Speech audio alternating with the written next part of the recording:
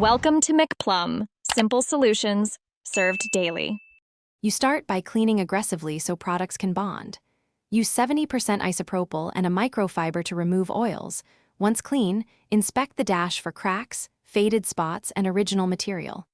Take photos to match color and choose a dye or restorer formulated for vinyl or plastic. Next, lay out tools: 300-2600 grit sandpaper, painter's tape, applicator pads, and gloves. Make sure windows are open and temperature is stable before you begin the first abrasion and test patch. Once the surface is prepped and taped, sand the faded sections lightly to remove loose pigments and to create a key. You want an even, slightly dull texture. Make sure to feather into surrounding areas so the repair blends. Apply the dye or restorer in thin, even passes. 2 to 4 coats works for most fades, allowing 10 to 20 minutes between coats.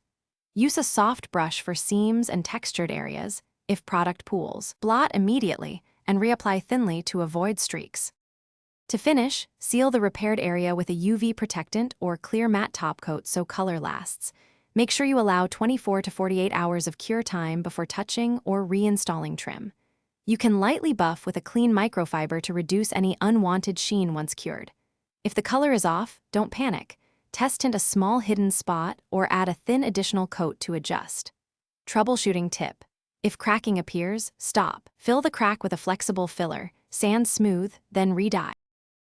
Thanks for watching. Stay juicy and subscribe.